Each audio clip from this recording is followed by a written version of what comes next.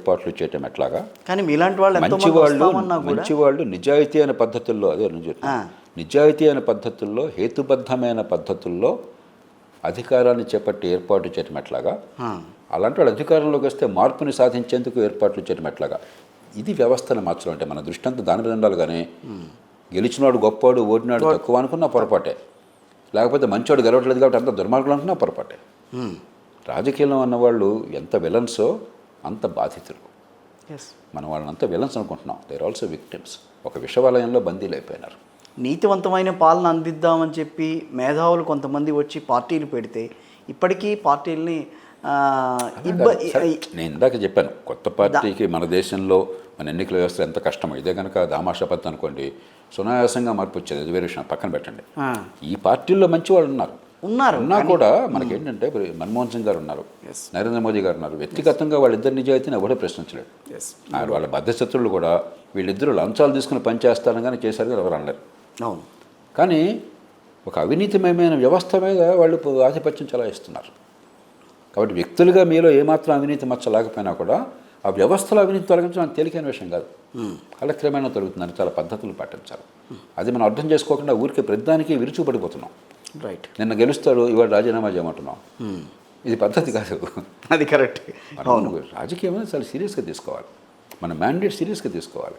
దాని నుంచి కన్స్ట్రక్టివ్గా ఉన్నటువంటి పరిస్థితుల్లో అత్యుత్తమ ఫలితాలు ఎలా అందించాలి, పరిమితమైన వనరులతో, పరిమితమైన అధికారంతో. దానికి మార్గం ఏంటి, దానికి వాళ్ళకి నచ్చ చెప్పాలి, వాళ్ళకి ఒత్తిడి తేవాలి. కానీ ప్రతిరోజు అసాధ్యమేం చేసేసి అందులో అధికారులు మీరుంటే ఒక మాట, నేనుంటే ఒక మాట. అదేంటిది? ఎవరున్నా కూడా ఒకటే మాట. అధికారులు ఎవరున్నా బాధ్యత మంది అనుకోవాలి. అంతేగాని వాడు అధికారంలో ఉన్నాడు కాబట్టి అసాధ్యమని అడిగితే చెప్పి చేయట్లేదు కాబట్టి ధర్నాలు చేస్తానని, మీరు వచ్చిన తర్వాత సాధ్యం కాదని తేల్చి చెప్పి, ఇదంతా తమాషా అయిపోయింది దేశంలో. మనం కూడా పత్రికల్లో ఆలోచించే వాళ్ళు కూడా ఆ రకంగా ఆలోచిస్తే దేశం పూర్తిగా నాశనం అయిపోతుంది.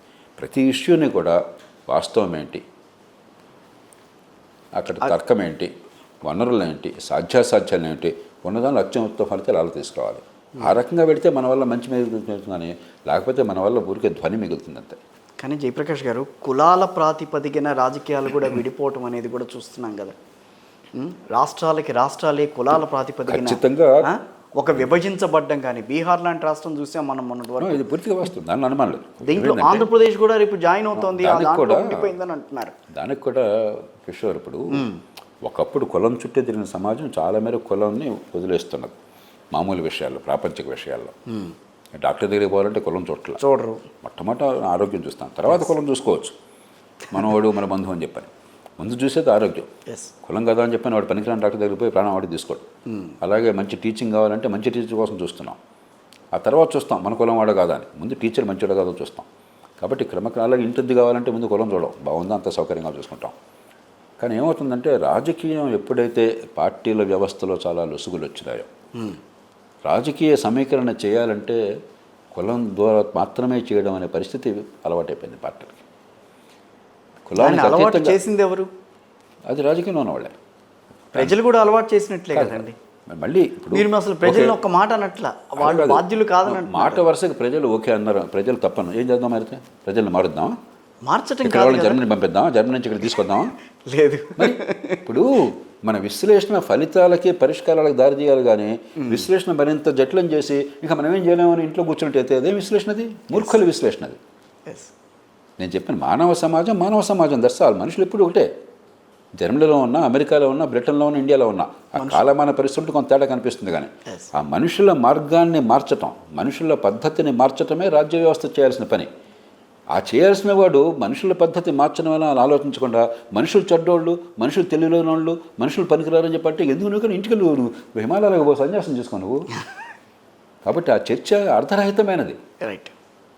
ఈ సమాజంలో చాలా గొప్ప ఉంది, చాలా మూర్ఖత్వం ఉంది, ప్రతి సమాజంలో ఉంది. ఇన్ని కులాలు, మతాలు, ఇంత గందరగోళం, ఇంత భేదరకం అన్నా కూడా మీరు బయటకు పోతే ప్రాణం పోతున్న భయం మీకు ఏమైనా ఉందా? ఇవాళ ట్రాఫిక్లో ప్రాణం పోతున్న భయం ఉండొచ్చు, కానీ మరి ఈ సమాజంలో ఎంత శాంతి ఉన్నది, ఎంత సయోధ్య ఉన్నది. మీరు ఇంకో దేశంలో అమెరికా పోయి చూడండి, బయటకు వెళ్తే ఎవరు తుపాకీ పట్టుకుని వస్తాడో, ఎవరు కాల్ చేస్తాడో, ఇప్పుడు భయంతో బతకాల్సి వస్తుంది. కాబట్టి ఈ సమాజంలో చెడు ఉంది, గొప్ప కూడా ఉంది. కులమతాల విభజనకి సంబంధించి రాజకీయ విభజన. కాబట్టి ఎందుకు వచ్చింది కులాల సమీకరణ ద్వారా? ఎందుకు వచ్చింది రాజకీయం వల్ల దారింది? వ్యక్తికి, ఓటర్కి నా ఓటు దానివల్ల నా కుటుంబానికి నాకు కలిగే ప్రయోజనము ఆ సంబంధం అర్థం కాకుండా వ్యవస్థ నిర్మాణం చేశాం. నేను కట్టే పన్నులు దానివల్ల నాకు జరిగే మేలు అర్థం కాకుండా చేశాం. ఎప్పుడైతే ప్రభుత్వ చేష్టల వల్ల ప్రజల జీవితంలో ఏ మార్పు వస్తుందో వాళ్ళకి అర్థం కాకుండా పోయిందో వాడు ఏం చేస్తున్నాడు, అయితే డబ్బు ఓటుకి, లేకపోతే తాత్కాలికమైన తాయిలాలు, లేకపోతే నా కులం నా మతం. ఎందుకంటే వైవిధ్యభరితమైన సమాజంలో